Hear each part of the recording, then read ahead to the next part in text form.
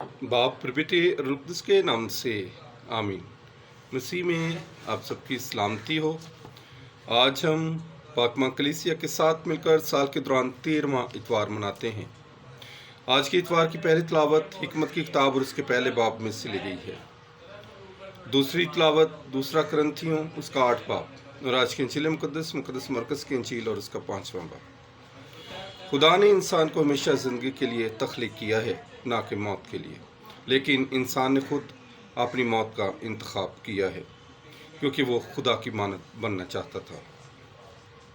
अगर सोचा जाए तो ये कितनी बड़ी अफसोस की बात है कि एक कारीगर या तख्लीक कार की चीज़ उसे ही छोटा ज़ाहिर करने की कोशिश करे।